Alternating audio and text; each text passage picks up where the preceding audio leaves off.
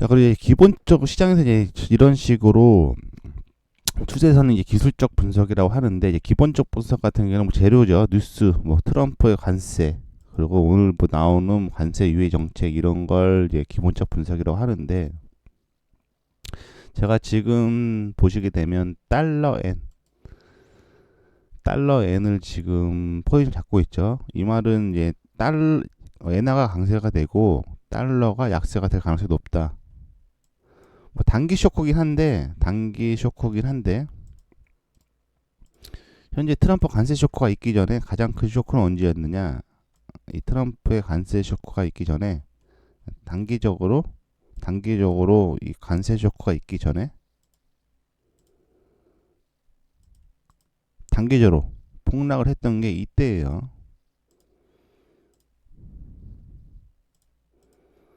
자, 그럼 이때 시점이 어느 시점이냐? 뭐 아시는 분도 아시겠지만, 음,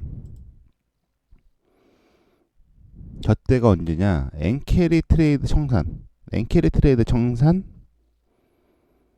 이따 엔캐리 트레이드 청산 쇼크였죠. 뭐 엔캐리 트레이드 뭐 아시는 분도 아시겠지만 간단히 설명드리게 되면 이 엔캐리 트레이드 청산 쇼크. 자, 일본이 거의 제로금리였죠. 일본이 제로금리였고 항상 제로금리였고 저금리였기 때문에 일본의 저금리 엔화를 빌려서 고수익 자산을 쏟자는 전략이죠. 근데 일본의 그 금리가 올라가게 되면 전체적인 전 세계 시장에 그죠, 여기 써놨죠. 엔화의 금리가 급등하거나 아니면 올라가게 되면 그 저금리를 밀렸던 엔화가 전 세계적으로 뭐 채권, 주식, 기타 자산 등에 들어가 있는데 이거를 엔화의 금리가 올라가게 되면은 이거를 청산을 해서 일본 쪽 본국으로 들어가기죠. 이거를 엔캐리 트레이드 청산이라고 하죠. 뭐 주요 요인은 좀 전에 설명드렸다시피 일본이 금리를 제로 금리에서 이제 올리기 시작했죠. 올리기 시작했는데 지금 보시게 되면 그렇죠. 지금 보시게 되면 며칠 전에 나왔죠. 그 미국의 GDP가 지금 떨어지니까 그 당시 한 3, 4일 전, 한 3거래일, 4거래일 정도 되죠. 3거래일, 4거래일 전에 지금 미국 쪽에서 GDP가 발생을 했고, GDP 발표를 했고, GDP가 발표가 나니까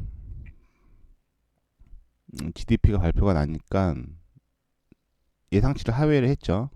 예상치를 하회를 했는데, 그러면 단기적으로 장중에 하락을 했다가 시장에서는 GDP가 하회가 됐으니까 연준에서 금리를 내릴 가능성이 높겠다라고 봤죠. 미국 쪽에서는 이제 금리를 내리는 금리 인하 정책을 펼치고 지금 일본 쪽은 금리 인상 정책을 펼치는데 이러면 이게 디커플링이 되는 거거든요. 디커플링이 되는 건데 엔화 자금 즉 엔캐리 자금 같은 경우가 지금 전 세계 뭐 여기 써놨죠. 뭐 증시금 뭐 미국의 기술주 특히 뭐 반도체주에 또 많이 들어가 있다고 하고 그 자산의 규모는 사실상 알 수는 없다고 해요. 뭐 몇천조에서 몇 경까지 들어가 있다고 예측만 하는데 정확한 수치는 뭐 헤지펀드사라도 모르나 봐요. 이 말은 다시 말해서 디커플링 정책으로 해서 엔켈이 트레이드 쇼크 이때 8월 5일이죠. 2024년도 8월 5일날 일본이 금리 인상을 시사를 했죠. 금리 인상을 시사를 하면서 엔화가 강세로 돌아서면서 엔켈이 트레이드 청산이 촉발되고 그로 인해 글로벌 증시가 하락을 했죠. 이게 다시 한번 저 같은 경우 다시 한번 엔캐리 트레이드 이것도 이때 강압적으로 막았어요. 엔캐리 트레이드 청산 쇼크를 강압적으로 막았죠. 엔캐리 트레이드 청산 쇼크를 강압적으로 막았는데 다시 한번 엔캐리 트레이드 청산 쇼크가 올 가능성이 높다라고 보고 있는 거예요. 그렇기 때문에 미국 쪽에서 금리를 내린다고 해서 지금 시장을 끌어올리고 있는데 이게 사실상 리스크가 더 크다라는 거죠. 뭐 단기 호재일 수 있는데 중장기적으로는 악수일 수 있을 가능성이 상당히 높다는 거죠. 이때 당시에도 강압적으로 엔캐리 트레이드 청산 쇼크를 막았으니까. 이때죠. 이때 엔캐리 8월 5일날 이 엔캐리 트레이드 엔화가 강세가 되고 일본 쪽에서 금리 인상을 시사를 하면서 금리 인상을 금리 인상을 시사를 하면서 엔캐리 트레이드 청산 쇼크가 나왔죠.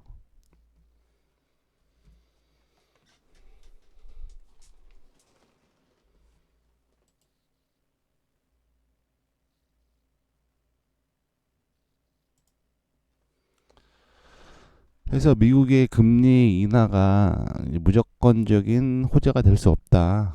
옆에 지금 일본이 버티고 있기 때문에 그 엔캐리 트레이드 청산 쇼크도 열어둬야 된다는 거죠. 아, 이거 잠깐 설명 안 드렸는데, 자 보시게 되면 엔캐리 여기 영양 쪽 제일 하단에 보시게 되면 지금 엔캐리 자금이 특히 미국의 주식 중에서도 특히 기술주나 반도체주, 즉 나스닥이죠. 나스닥 이쪽에 상당히 많이 진입이 돼 있다고 해요, 현재. 엔캐리 트레이드 청산 쇼크가 발생을 하게 되면 가장 크게 미국의 기술주인 나스닥이 쇼크를 받고, 그로 인해서 나스닥을 추종하는 시가총액 100위 종목들, 뭐 엔비디아, 테슬라, 팔란티어, 구글, 애플 등도 같이 동시 쇼크를 커플링 쇼크를 받는다라는 거죠. 자, 미국에 지금 뭐 나스닥을 상당히 많이 보죠. 사람들 매매하시는 분들이 나스닥을 상당히 많이 보는데, 미국에 3대 지수가 있죠. 다우 지수, S&P, 나스닥 이렇게 3대 지수가 있는데, 다우 지수 대비 S&P의 반발력 상승률이 큰 건 사실이고, S&P 상승률보다는 나스닥의 상승률이 큰 건 사실이고, 거의 99%, 뭐 1년에 뭐 한두 번 정도 약간 디커플링으로 움직일 때는 있어도 거의 99.9% 커플링 방향으로 움직여요. 커플링 방향으로 움직이고, 나스닥이 상승하면 다우도 상승하고, 다우도 상승하게 되면 S&P도 상승을 한다라는 거죠.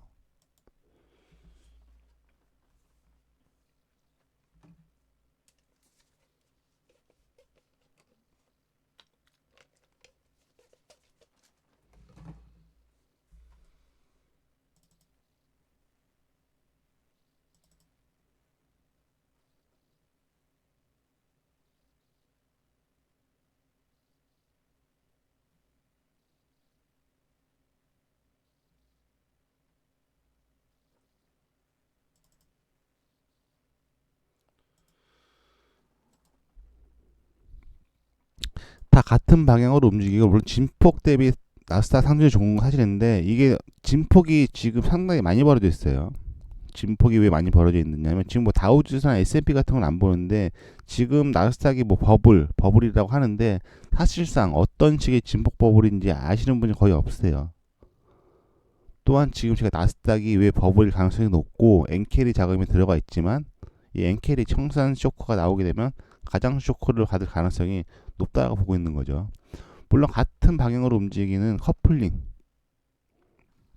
커플링으로 움직이지만, 이 과거의 진폭 대비, 뭐 하락폭 대비 현재의 상승폭을 지금 말씀드릴 건데, 이 상승폭을 보시게 되면 현재 나스닥의 상승폭을 지금 보시게 되면 아마 좀 깜짝 놀라실 분도 계실 거예요. 아, 나스닥이 지금 버블이라고 하는데 사실상 몸으로 체감이 안 되시는 분들은 대부분이실 텐데, 지금 분석 데이터 자료를 보시게 되면 나스닥이 진짜 과매수권 버블일 가능성이 높겠구나 아마 생각을 하실 거예요. 자, 그럼 과거부터 지금 어떤 식으로 S&P나 다우 지수나 나스닥이 어떤 식으로 저점을 찍고 현재 구간이 얼마만큼 상승을 했고 어떤 지점에 위치해 있는지, 그리고 S&P, 다우지수, 나스닥 대비해서 현재 나스닥에 얼마나 과매수권에 있는지 일단 설명드리도록 할게요. 가장 큰 거는 이제 이때죠. 일단 이때부터 시작을 할 건데 2007년도, 2008년도, 2009년도 이때 뭐 주식 오래 하신 분들은 아시겠지만 미국에서 주택담보부실대출로 인해서 전 세계 증시가 폭락을 했어요. 전 세계 증시가 폭락을 했는데 이때 폭락분이 얼마냐?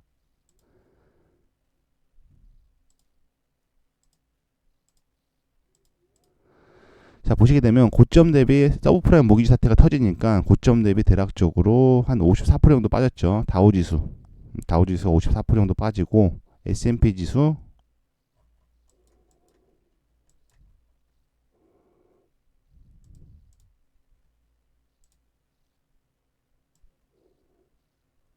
자, 57% 정도 빠졌죠. 똑같이 쇼크를 맞고 다우지수 54%, S&P 지수 57%를 맞고 나스닥 같은 경우도 서브프라임 모기지 때 쇼크를 맞고 이때죠. 이제 서브프라임 모기지 쇼크를 맞고 대략적으로 한 55% 정도 쇼크를 맞았죠. 다 똑같이 서브프라임 모기지 때 똑같이 동시 쇼크를 맞았죠. 54%, 다우지수 54%, S&P 57%, 나스닥 55%. 대략적으로 커플링 아까 말씀드렸죠. 이 3대 지수는 커플링으로 움직인다고. 자, 보시게 되면 다우지수 같은 경우는 현재가 기준으로 할게요. 현재가 기준으로 현재가 기준으로 몇 프로 상승이냐? 현재가 기준으로 대략적으로 한 서브프라임 모기지 50% 폭락 대비 현재 한 540% 정도, 약 540% 정도 상승을 했고, 아까도 말씀드렸죠. 다우지수보다는 S&P 반발력이 좋고 S&P보다는 나스닥의 반발력이 좋다는 거죠. 자, S&P 같은 경우는 서브프라임 모기지 사태 대비 현재 상승률을 보시게 되면 자, 대략적으로 한 700% 정도 상승을 했어요. 다우지수 500% 정도 상승을 했으니까 S&P 같은 경우 한 200% 정도 상승을 했죠. 그러면 이게 다우지수나 S&P가 한 200 정도 좀 벌어져 있죠. 상승률이. 그러면 나스닥 같은 경우는 뭐 제가 예측하는 수치는 뭐 한 이때 저점 대비 한 900%에서 1000% 한 이 정도가 적당하다라는 거죠. 제가 보는 관점으로. 왜냐면 진폭이 다우지수 대비 S&P가 한 200% 정도 가상승이기 때문에 S&P보다는 나스닥의 상승률이 높은 건 사실이니까, 그러니까 제가 보는 수치 기점으로는 현재 나스닥이 이 저점 대비 한 900% 정도, 한 900에서 1000% 정도가 상승이 맞다는 거죠. 뭐 700% 대비 한 플러스 200% 정도 되면 한 900에서 1000% 정도가 맞다고 보고 있어요. 뭐 그 이상은 될 수 있겠지만 뭐 1100%, 1200%, 뭐 1300%, 뭐 이런 될 수 있지만 이제 그쯤 진폭이 맞다고 보고 있는데, 나스닥을 보시게 되면 이 똑같이 서브프라임 모기지 사태가 터지니까 똑같이 S&P 다우지수랑 같이 쇼크를 받고 하락을 했고, 자, 현재가 기점으로 몇 프로 정도 상승을 했느냐?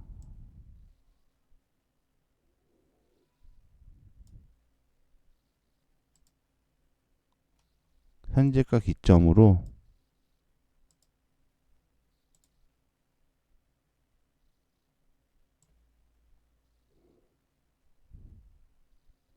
대략적으로 한 1800% 정도 상승을 했죠.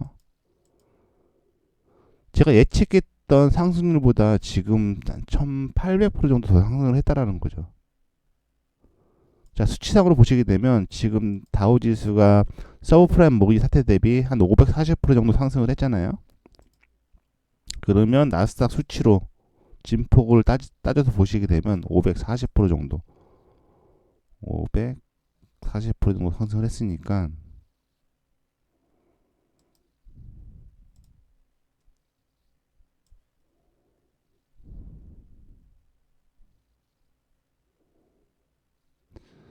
자, 대략적으로 현재 다우지수의 위치죠.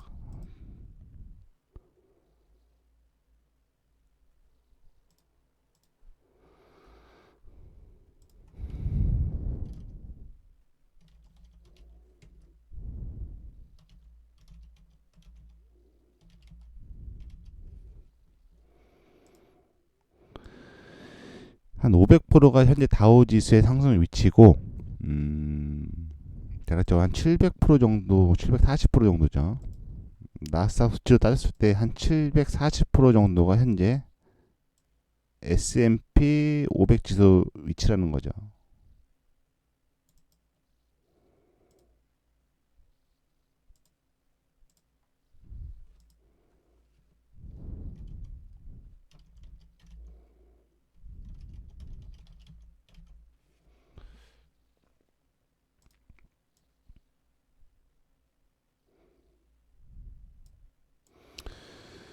지금 보시게 되면 뭐 제가 보는 관점으로는 200% 진폭으로 벌어진다고 했을 때 200% 대략적 500. 자, 진폭으로 계산을 했을 때 진폭으로 계산을 하게 되면 대략적으로 제가 봤을 때 물론 제 기점이긴 해요. 제 기점이긴 한데 대략적으로 진폭으로 트라이를 걸어서 현재 나스닥 지수를 보게 되면 대략적으로 제가 보는 관점이긴 해요. 진폭으로 계산을 하게 되면 제가 보는 수치로는 현재 나스닥의 위치는 대략적으로 저점 대비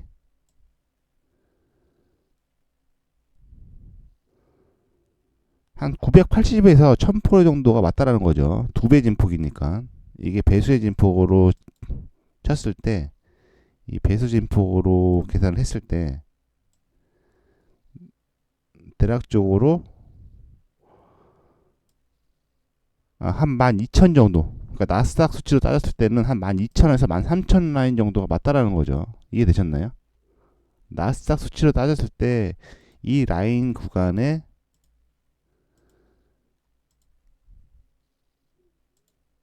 위치를 하고 있어야지 맞다라고 보고 있는 거예요, 현재. 근데 지금 떠버렸죠, 지금 현재 보시면. 제가 생각했던 지금 상승률보다 지금 진폭 레인지가 벌어졌다는 거죠. 벌어졌기 때문에 조정이 들어올 가능성이 높다라고 보고 있는 거예요. 이게 되셨나요?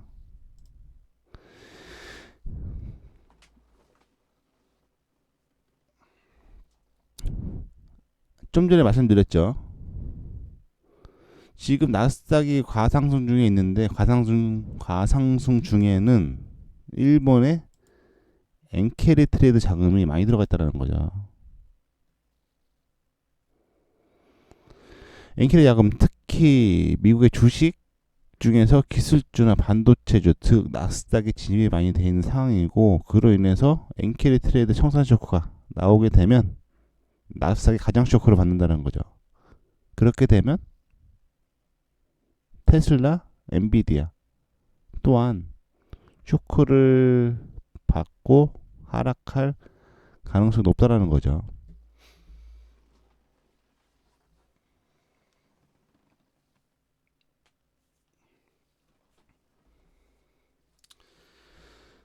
해서 그 워렌 버핏도 그랬나요? 엔화 지금 살 때라고.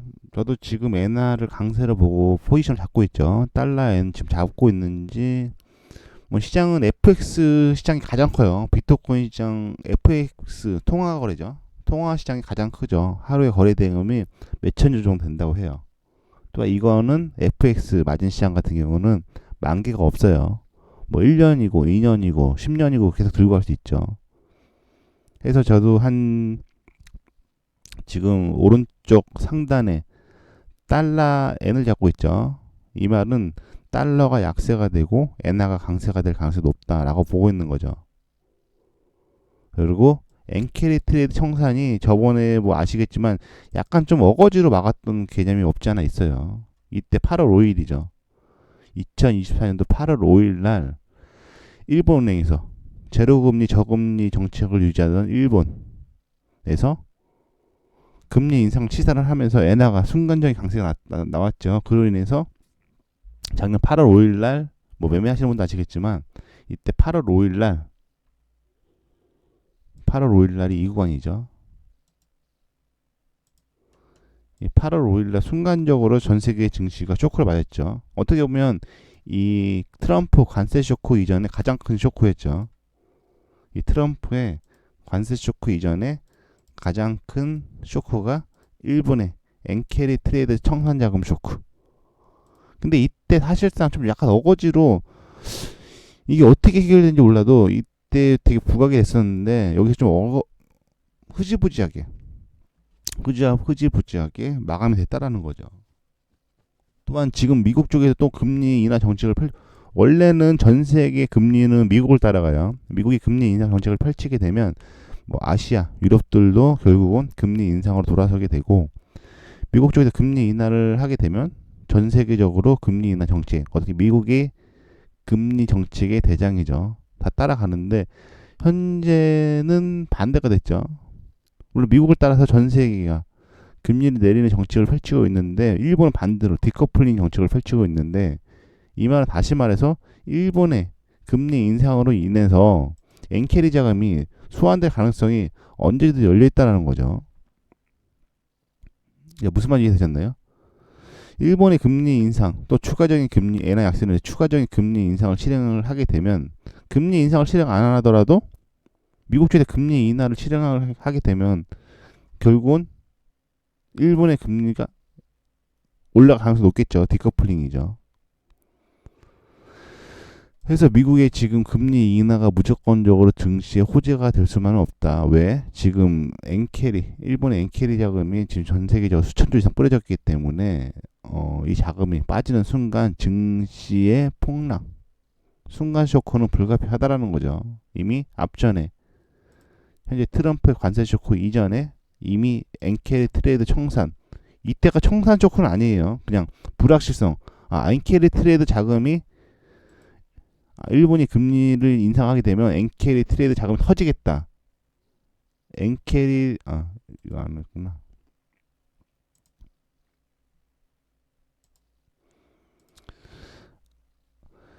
트럼프의 관세 쇼크 아까 많죠. 트럼프 관세 쇼크가 있기 전에 가장 컸던 쇼크는 이때죠. 8월 5일 일본이 금리 인상을 시사를 하면서 전 세계적으로 순간적으로 증시가 폭락을 했는데 사실상 이때도 엔캐리 트레이드 자금이 청산됐다는 카더라만 있었지 이게 청산이 되지는 않았어요. 실질적으로. 근데 반대로 진짜로 엔캐리 트레이드 자금이 청산 쇼크가 다시 한번 재발을 하게 되면 증시는 더 쇼크를 맞겠죠. 특히 좀 전에 말씀드렸다시피 엔캐리 자금이 미국의 반도체 기술주에 많이 들어가 있기 때문에 이 하락 쇼크는 나스닥이 가장 크게 받을 가능성이 높죠.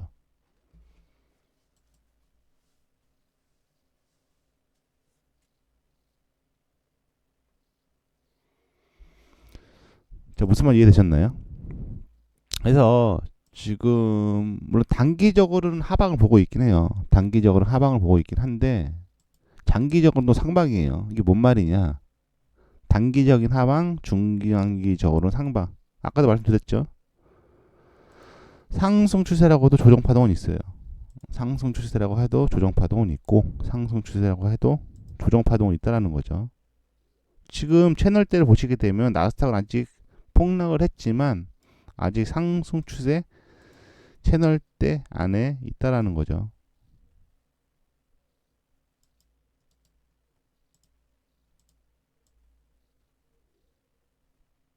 하지만 이 동각 추세에 채널 이거 보시게 되면 상승 채널 안에 있죠.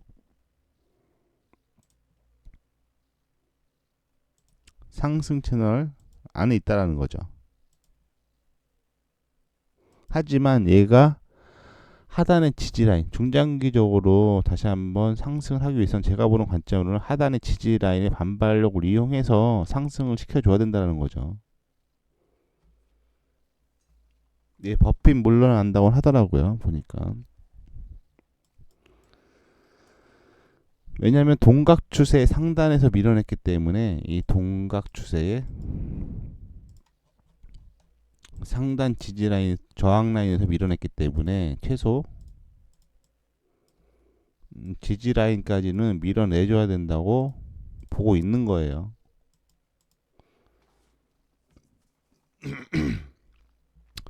또한 지금 쇼크가 있기 전에 가장 큰 쇼크는 앞전에 금리 인상 쇼크고, 얘가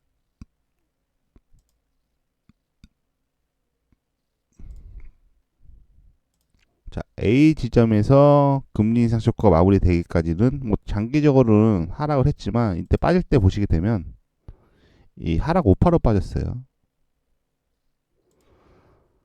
금리 인상 1차 쇼크 기술적 반등, 금리 인상 2차 쇼크, 금리 인상 2차 쇼크 기술적 반등, 금리 인상 3차 쇼크, 이런 식으로 하락 오파로 빠졌죠. 그리고 여기서 보면 되돌림 두 번째, 1차 쇼크의 되돌림 반등 구간이라고 보고 있는 거예요. 물론 지금이 앞전보다 1차적으로 빠진 쇼크가 컸기 때문에, 1차적으로 받았던 쇼크가 컸기 때문에 현재로서는 하락 3파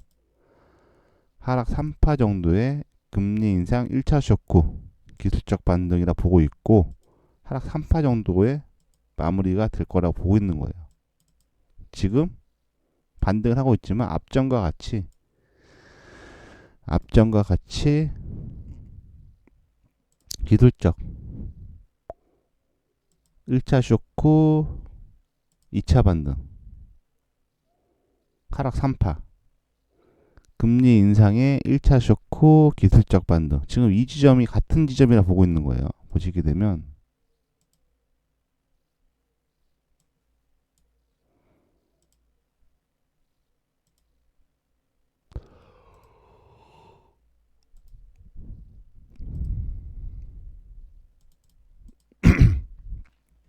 같은 상황이라고 보고 있는 거예요. 현재로서는요.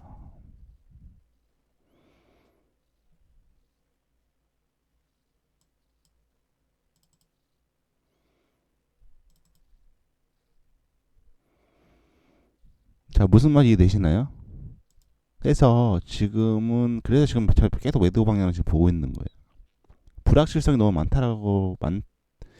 기술적 분석상으로도 지금 저항 라인이 너무 강한데, 기본적 분석상으로도 뭐 진폭의 레인지나 뭐 엔캐리 트레이드 청산의 불확실성까지 동시다발적으로 지금 내재되어 있다는 거죠.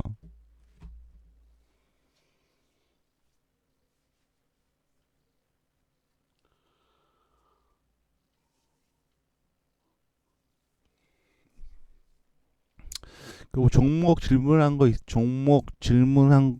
질문하고 있으신 거 있으신 분은 말씀하세요. 그 앞에 티커로 말씀해 주시면 좋고, 간단히 뭐 엔비디아를 많이들 매매를 하시죠. 이 팔란티어도 얼마 전에 친구가 갔을 때 말씀드렸는데, 팔란티어 아마 조정이 들어갔을 거예요.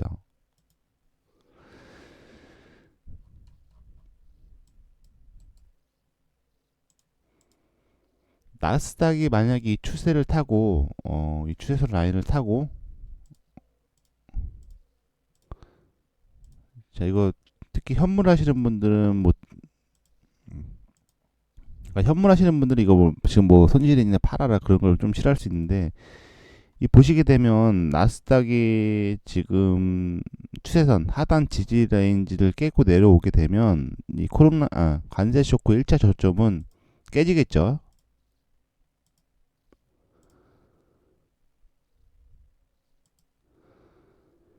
나스닥이 채널 하단대를 지지하러 내려오게 되면 이런 식의 파동이 카운팅이 될 건데, 이런 식으로 카운팅이 될 건데, 이렇게 되면은 이 관세 쇼크의 저점 밑으로 깨지겠죠. 그렇게 되겠죠. 이 말은 다시 말해서 뭐냐, 시가총액 상위 종목군들도 관세 쇼크 일자 저점 밑으로 다 빠진다라는 거죠. 무슨 말 이해되셨나요? 이 채널 때 현재가 기점으로 다시 한번 하락 3파로 인해서 하락 3파로 진행이 되면서 채널 하단 지지 라인을 확인하러 내려오게 되면 시가총액 상위 종목군 같은 경우는 전부 다 하락을 하겠죠. 팔란티어 지금 말씀드렸었죠. 고점에서 말씀드렸죠. 이게 조정 들어오게 되면 좀 빠르게 들어갈 가능성이 높고, 팔란티어도 1차적으로 자 보시게 되면 팔란티어가 관세 쇼크를 받고 대략적으로 48% 정도 하락을 했죠. 그랬고 물론 엔비디아, 테슬라 다른 빅테크 기업 쪽에 반발력이 강한 건 사실인데, 이거 나스닥이 다시 저점 밑으로 깨고 내려오잖아요. 팔란티어도 그럼 저점 밑으로 다시 한번 깨고 내려온다는 건데, 그럼 현재가 대비 최소 50% 이상도 더 빠질 수 있다는 말이 돼요. 이게 팔란티어 같은 경우는 좀 반발력도 강하지만 만약에 나스닥 꺾이잖아요.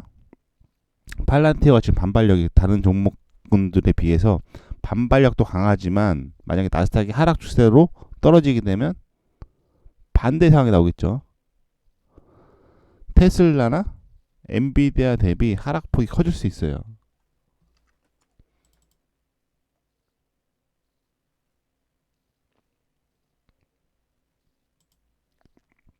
자, 무슨 말 이해되셨나요?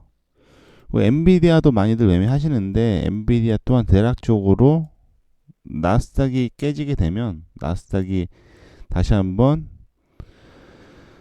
나스닥이 다시 한번 그 관세 쇼크 저점 밑으로 깨지게 되면 대략적으로 한 75불 라인까지도 밀릴 수 있을 거라 봐요.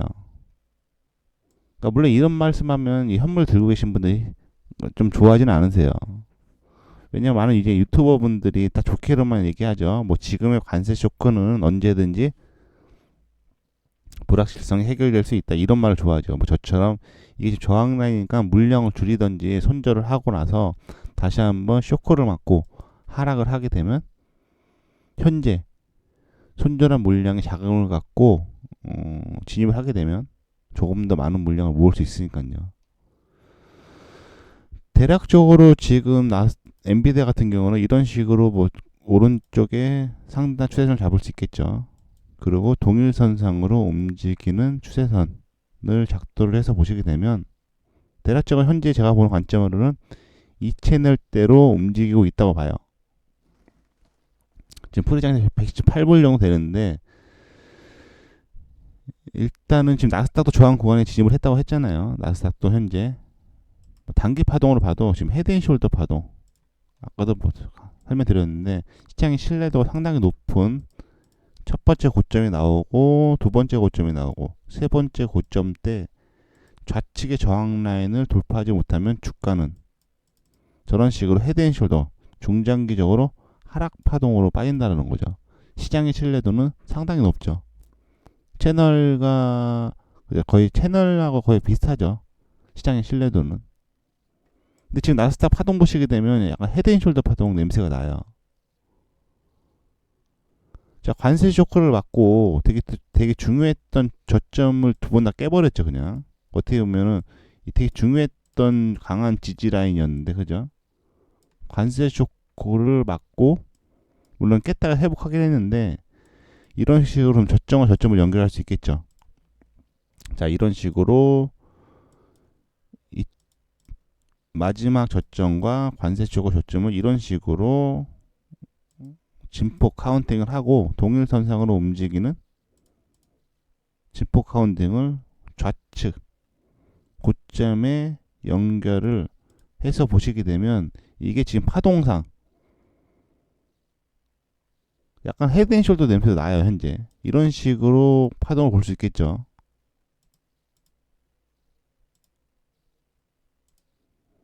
대파동상 지금 헤드앤숄더 파동의 냄새가 난다라는 거죠.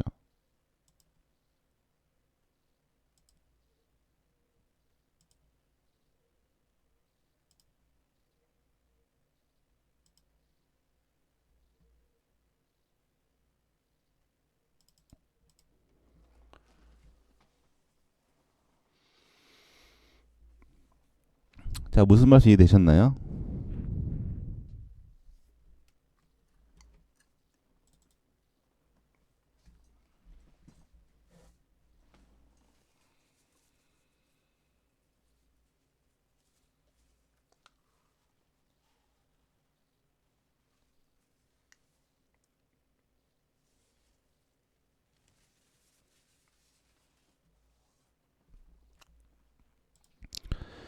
그래서 엔비디아도 지금 이제 저항 라인에 거의 다 왔다가 보고 있어요. 저항 라인에, 왜냐면 나스닥이 저항 구간에 진입을 했다고 판단을 하잖아요. 나스닥이 선행을 하고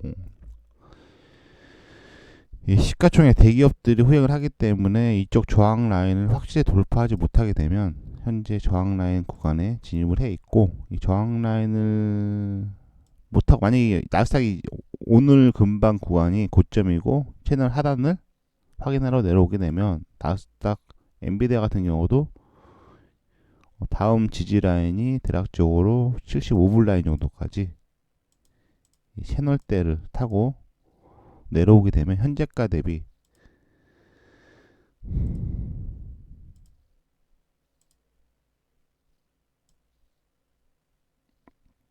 한 30% 정도도 조정이 들어올 수 있다고 보고 있는 거예요.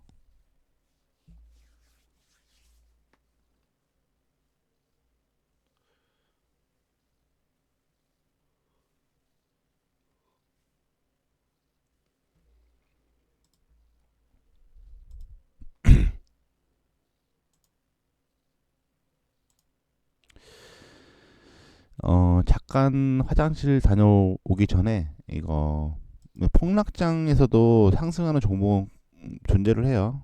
폭락장 중에서도 상승하는 종목은 반드시 존재를 하고 일단은 이거 잠깐 보고 계세요. 분석해놓은 영상이 있는데 이 분석 영상 잠깐 보시고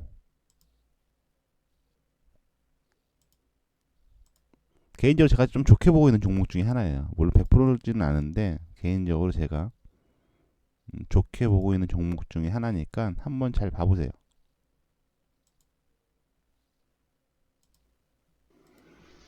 오늘 분석해볼 종목은 미국 증시에 상장된 모자이크 컴퍼니라는 주식인데 전형적인 에그플레이션 기후변화 수혜주인데 이 과거에 보시게 되면 에그플레이션이라고 하죠.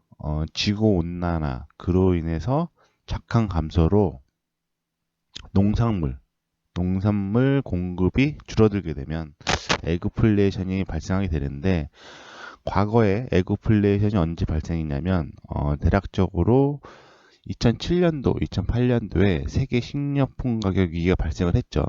전체적인 농산물 가격이 2006년 후반기부터 2008년 전반기까지 약 2년 정도 세계 식량 가격이 급격한 상승을 해서 농산물 관련주들이 폭발적으로 상승을 했는데, 물론 모자이크 컴퍼니 말고도 다른 기업들도 많긴 한데 제가 분석해 본 결과로는 현재 모자이크 컴퍼니가 과거에도 대장주 역할을 했다라는 거죠. 과거에도 대장주 역할을 했는데 다른 기업들 같은 경우는 지금 모자이크 컴퍼니 같은 경우는 이 고점 대비 많이 하락을 한 시점이고, 다른 기업을 분석을 해보니까 대략적으로 약간 고가권에 붙어 있어요. 고가권에 붙어 있기 때문에 현재로서는 모자이크 컴퍼니가 일단 메리트가 있다. 과거에 보시게 되면 에그플레이션 호재를 타고 대략적으로 뭐 2006년도부터 급등을 했으니까, 과거에 보시게 되면 대략적으로 한 1000% 정도 저점 대비 대략적으로 빠른 속도로 거의 수직으로 급등을 했죠. 수직으로 급등을 해서 대략적으로 한 10배 정도의 상승을 보여줬다가 다시 한 빠른 속도로 조정이 들어왔는데, 최근에도 보시게 되면 농산물 가격이 급등했던 적이 있어요. 이때죠. 철저히 이 기업 같은 경우는 농산물의 수요 공급에 맞춰서 움직이는데, 최근에 보시게 되면 이 당시에도 전체적인 농산물이 가격이 급등을 하면서 모자이크 컴퍼니 또한 추세를 타고 올라가는데 이때도 마찬가지로 대략적으로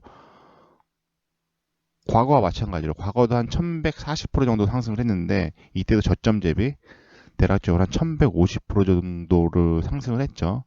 자, 현재 간단하게 생각하시게 되면 현재 해수면 온도가 바뀌고 있죠.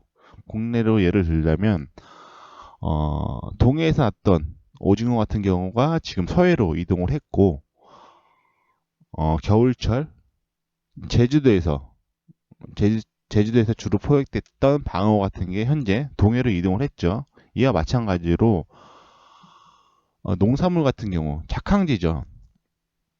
작황지의 기후가 변화가 되면 작황이 감소가 되고 그로 인해서 다시 한번 현재 에그플레이션이 올 가능성이 높다라고 보고 있는 거죠. 높다라고 보고 있고 현재 기술적 어떻게 보면 현재 분석한 게 기본적 분석인데 이 기술적 분석상으로 상당히 좋은 위치에 걸려 있어요.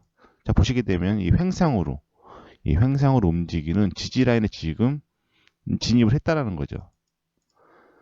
어떻게 보면 역회된 숄더 파동, 이 시장에서 말하는 역회된 숄더 파동인데 현재 지지 라인이 상당히 견고해요. 실질적으로 지지 라인이 상당히 견고할 뿐만 아니라 이 시장에서 말하는 전형적인 대표적인 상승 파동의 하나인 역회된 숄더의 오른쪽 지지 라인에 걸려 있다는 거죠. 이런 식으로 파동을 볼 수 있겠죠. 역회된 숄더 파동 중에서도 오른쪽 어깨가 올라간 역회된 숄더 파동에 지지 라인에 걸려 있다는 거죠. 이 지지 라인을 밟고 다시 한번 폭발적으로 상승할 가능성이 현재로서는 상당히 높다라고 보고 있어요. 높다라고 보고 있고 현재의 매수를 진입해서 1차 목표가는 어디까지 끌고 가는 게 좋냐.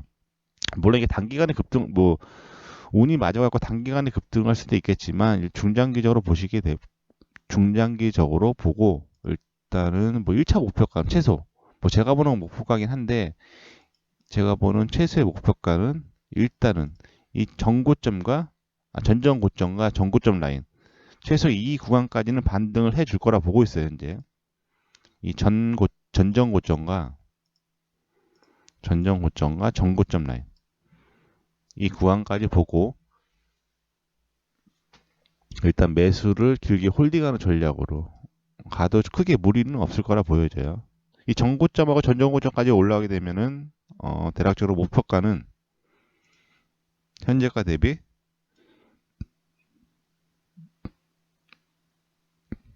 한 280% 정도 되겠죠. 280% 정도 되고 만약에 현재 지지 라인을 밟고 상승을 하게 되면 일단은 일단 전고점까지는 무난하게 올라올 거라 보여져요. 실질적으로 이 전고점까지는 무난하게 올라올 거라고 보여지고 반등을 하게 되면 한 200% 정도 구간에서 한 50% 정도 수익을 청산한 다음에 일단 나머지 50% 물량은 길게 끌고 가는 전략으로 대응하셔도 상당히 좋은 구간이라고 보여져요. 아까도 말씀드렸다시피 물론 그 에그플레이션 관련주들이 많아요. 미국에서 에그플레이션 관련주들이 많은데 과거에 분석했을 때 에그플레이션이 딱 에그플레이션이 발생했을 때 과거에도 모자이크 컴퍼니가 거의 대장주 역할로 상당히 빠른 속도로 상승을 했다라는 거죠. 상당히 빠른 속도로 상승을 했고 다른 현재 시점에 다른 과거의 에그플레이션 관련주들을 분석을 했을 때 현재 이 모자이크 컴퍼니가 상당히 좋은 위치에 가격이 걸려 있다. 진입해 있다라는 거죠. 다른 기업 같은 경우는 지금 현재 이 구간이나 이 구간 이런 구간에 지금 걸려 있기 때문에 현재 모자이크 컴퍼니가 상당히 좋은 위치에 진입을 해 있다라고 보시고 중장기 투자로 상당히 메리트가 있고 또한 그 모자이크 컴퍼니가 비료 그쪽 생산으로 전 세계 1위로 보고 있어요. 중소형주가 아니라 전 세계 3,000대 기업 중에 지금 포함되어 있다고 하니까 일단 중장기적으로 롱 포지션으로 한 시점부터 분할로 매수를 해서 길게 홀딩하는 전략으로 대응하시면 중장기적으로 수익이 크게 나올 수 있는 종목으로 판단되니까 잘 판단하셔서 대응하시기 바랍니다.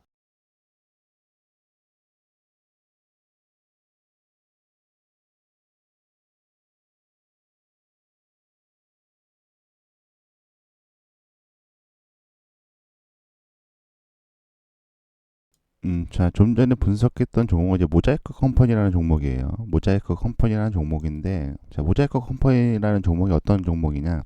에그플레이션 관련주예요. 에그플레이션이란 뭐냐? 에그플레이션은 뭐냐? 지금 지구 온난화 그로 인해서 현재 지금 기후 변화가 심각하죠. 기후 변화가 심각하고 기후에 직접적으로 영향을 받는 게 농산물, 축산물이에요. 왜 농산물, 축산물이냐? 지금 목소리 잘 들리시죠?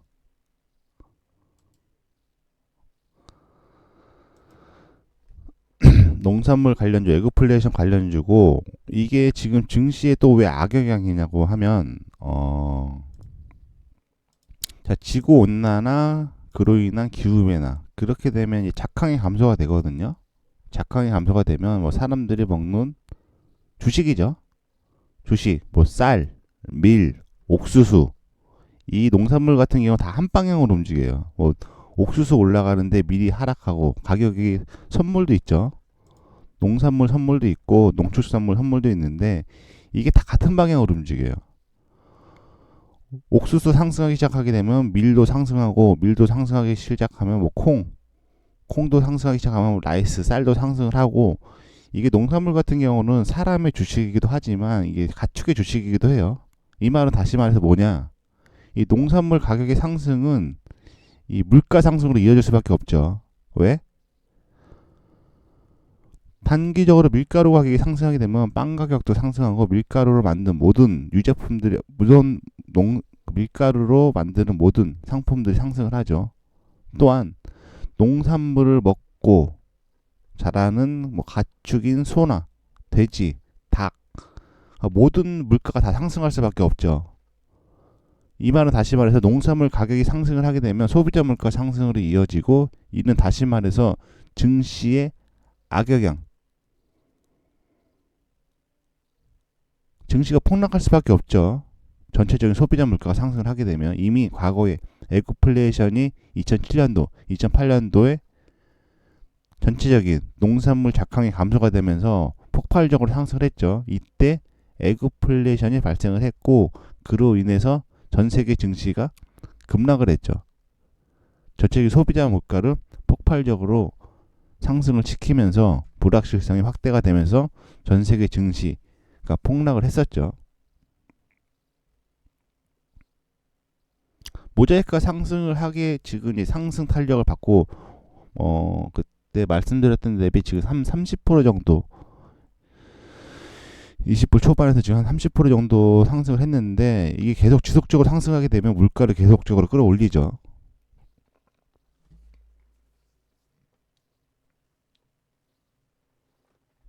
이러면 다시 말해서 증시는 하락할 수밖에 없다라는 거죠. 이 농산물 미국의 양적 완화로 인한 화폐 가치 하락으로 인한 인플레이션 물가 상승은 미국에서 금리 인상으로 막을 수 있거든요. 금리 인상으로 막을 수 있는데 실질적으로 이 농산물 가격이 상승을 하면서 에그플레이션이 오면서 상승하는 물가 상승은 미국 쪽에서 금리 인상으로 못 막아요. 실질적으로 이게 약간 성격이 틀려요. 농산물 가격 상승으로 인한 인플레이션은 미국에서 금리를 올린다고 해서 막지 못한다라는 거죠. 이렇게 되면 최대 스태그플레이션까지도 올 수 있어요. 농산물 가격 상승으로 인한 물가가 상승을 하게 되면 왜 미국에서 금리 인상을 못 막거든요. 이게 단적으로 영화 같은데 보시게 되면 이게 사람의 주식 이게 상당히 살아가는데 밀접하게 연관이 돼 있잖아요. 뭐 영화 같은데 봐도 당장 무인도에 떨어져서 한 5일을 굶었다고 치고 일주일을 굶었다고 치고 당장에 눈앞에 100억이 있고 빵이 한 조각 있다라고 하면 100명의 100명 중은 돈을 포기하고 왜냐하면 당장에 내가 죽게 생겼는데 당연히 빵을 선택하죠. 이런 개념인 거예요. 실질적으로 현재는 뭐 넘쳐나서 이런 게 넘쳐나서 피부에 안 와닿지만 이게 농산물 같은 경우는 약간 성향이 틀리기 때문에 이게 실질적으로 철저히 수요와 공급의 원칙에 의해서 움직이죠. 그래서 현재 모자이크가 상승하고 있다는 것은 증시에는 악영향이에요. 여기서 폭발적으로 모자이크가 상승을 하게 되면 작황이 줄어든다는 거예요. 작황이 줄어들게 되면 전 세계적으로 물가가 상승할 수밖에 없다라는 거죠. 이해되셨나요? 무슨 말씀인지?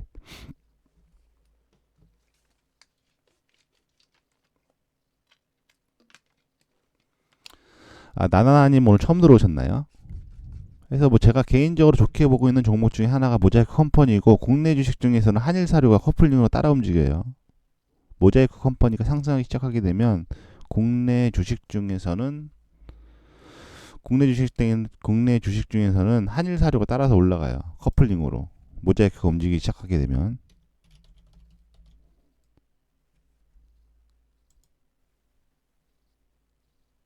이때죠. 이때 2020년도 초반에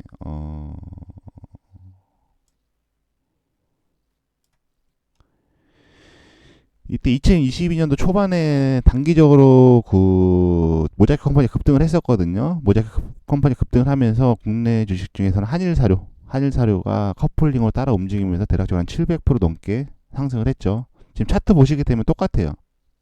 모자이크 컴퍼니랑 거의 비슷하죠. 모자이크 컴퍼니가 급등을 하게 되면 한일사료가 따라가면 뭐 현재가 대비 한 130% 정도. 물론 반발력은 모자이크 컴퍼니 약하겠죠. 약하지만 그래도 한 100% 정도의 상승 여력은 남아 있다. 모자이크 컴퍼니가 밀고 올라가기 시작하게 되면. 뭐 국내 주식 중에서는 뭐 해외 선물 진입하기 좀 어려우신 분들은 뭐 한일사료도 괜찮죠. 현재가 대비. 해서 마무리를 짓자면, 일단은 아까도 말씀드렸다시피 미국 3대 지수 대비 지금 진폭상에서 상당히 매수권에 걸려 있고, 가장 중요한 건 현재 동각 추세 상단 저항에 걸려서 밀어내고 있는 시점이기 때문에, 이런 식으로 코로나 저점, 코로나 저점과 금리 인상의 저점을 연결을 하고, 추세 중에서도 가장 강한 동각 추세의 저항 구간에 정확히 걸려서 하락을 하고 있는 시점이기 때문에, 정확히 동각 추세 거의 상당 구간에서, 이때도 많이 말씀드렸죠. 이때는 시청자가 많이 없었는데, 야, 지나고 나니까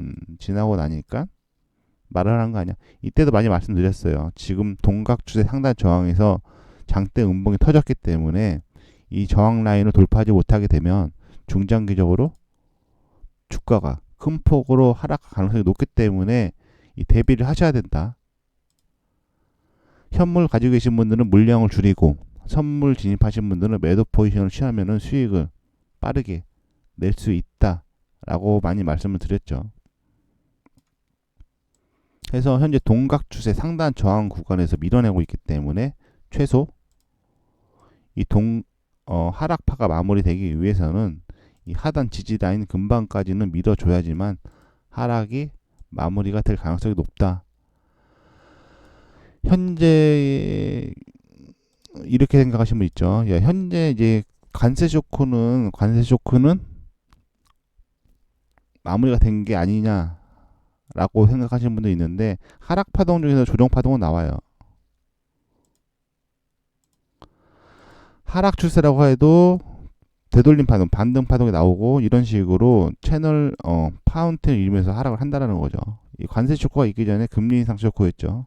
금리 인상 쇼크 때도 보시게 되면 1차 쇼크가 나오고 난 뒤에 기술적 반등이 나왔죠. 나오고 나서 다시 한번 저점을 깨는 하락 3파가 나왔고, 다시 한번 기술적 반등이 나오고, 하락 5파에서 마무리 짓고 나서 지금 중장기적으로 상승을 했죠. 지금도 마찬가지 상황이라 보고 있는 거예요. 트럼프 관세 쇼크로 1차 쇼크를 맞고 현재 기술적 반등, 앞전에 이 두 번째 기술적 반등이라 보고 있는 거예요. 기술적 반등 후에 하락 3파로 동각 추세의 하단 지지 라인까지 근방 구간까지 확인을 해줘야지만 중장기적으로 다시 한번 주가가 상승할 가능성이 높다고 보고 있는 거예요. 단기 하락, 중장기 상방으로 보고 있는 거죠.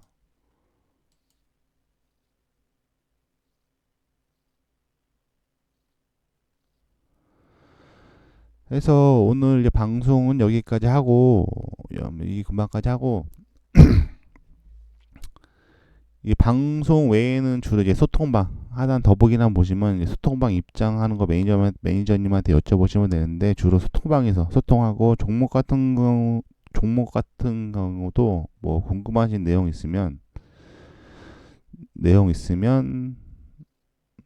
소통방에서 올려주시면 되고 마지막에 비트코인 잠깐 설명하고 넘어가 비트코인 마지막으로 마무리하고 넘어가도록 하고 일단 방송 외에는 거의 주로 소통방에서 소통하고 있으니까 뭐 들어오셔갖고 정보도 받아가시고 주로 이제 소통방에서는 주식 같은 경우도 많이 올려드려요. 뭐 단기적으로 급등 가능한 종목도 올려드리니까 더보기란에서 매니저님한테 여쭤보시고 입장하시면 되고 일단 마지막으로 비트코인이 지금 거의 10만 불 라인 정도까지 오고 있는데 비트코인 9,000불이네요. 9,000불인데 이 비트코인도 결과론적으로 지금 상승을 하고 있긴 한데 결과론적으로는 단기 디커플링이 있을 수 있어도 중장기적으로는 커플링으로 움직여요. 다들 아실 거예요. 지금 단기적인 디커플링 이게 단기적인 디커플링이 있을 수 있어도 지금 중장기적인 커플링으로 움직인다는 거죠. 지금 비트코인도 나스닥과 커플링으로 관세 쇼크를 받고 하락을 했지만 지금 다시 한번 상승을 하고 있는데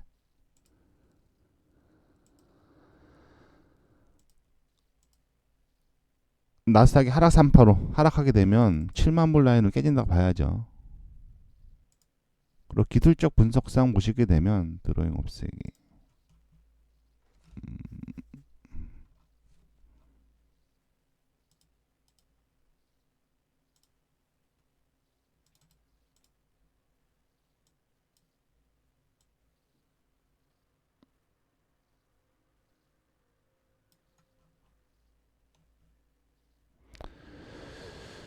음,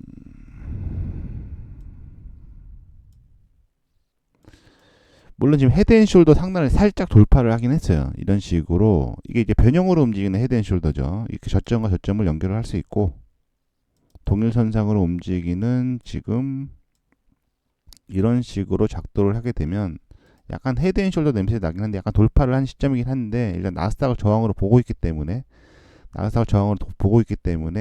일단은 뭐 저 같은 경우는 매수는 특히 뭐 신규 진입에서 매수는 상당히 리스크가 있다고 봐요. 이해되셨나요? 이게 중장기적으로는 비트코인도 나스닥을 추종하기 때문에 현재 나스닥이 반등을 해서 반등 여력에서 지금 10만 불 라인까지 지금 밀고 올라가고 있긴 한데 일단은 뭐 신규로 진입한다?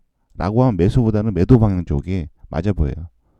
특히 비트코인 같은 경우도 나스닥 선물과 같이 매도 포지션을 다 취할 수 있기 때문에 매도 포지션을 다 취할 수 있기 때문에 현재 또 트럼프가 또 말도 많죠.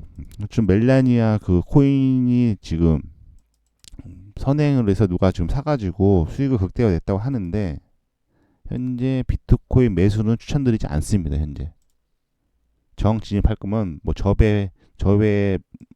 저배로 뭐 매도로 진입을 해서 어차피 나스닥을 추종을 하니까요. 나스닥을 추종을 하기 때문에 일단은 뭐 관망을 하거나 매도 포지션 쪽으로. 왜냐면 지금 매수를 잘못 잡았다가 나스닥이 이쪽이 지금 거의 저항 라인 구간에 거의 붙어 있다고 보는데 나스닥이 지금 구간에서 만약 쇼크를 받고 뭐 오늘뿐만 아니라 내일도 지표가 중요한 게 맞죠. 아마 내일 비농업부문 고용자변수 발표가 있는 걸로 알고 있는데 나스닥이 저런 식으로 쇼크를 받고 떨어지게 되면 비트코인도 버티기 힘들다라는 거죠. 버티기 힘들기 때문에 일단은 나스닥 비트코인도 거의 10만 불 저항 어떻게 보면 숫자 저항 구간이죠. 그 구간까지 왔기 때문에 일단은 나스닥도 거의 상승 한계치에 다다랐지 않느냐. 그리고 또 트럼프도 코인에 대한 약간 불확실성이 있죠. 현재 말도 많고 이렇게 작도를 해서 보시게 되면 이 저점과 저점을 연결을 해서 일단 보시게 되면 외추세선 저항 라인에도 약간 걸린 것 같긴 해요. 이런 식으로 저점과 저점을 연결해서 작도를 해서 보게 되면 지금 저항 라인 구간이 맞는 것 같긴 해요. 전병현이 이해되셨나요? 지금 매수는 절대 추천드리지 않는다. 괜히 잘못 들어갔다가 밑으로 밀리기 시작하면 답도 없으니까 여기서 지금 만약에 나스닥이 오늘 내일 기점으로 밀리기 시작하게 되면 비트코인도 버티지 못하고 또 저항 라인에 걸렸기 때문에 일단 조정이 들어올 가능성이 높다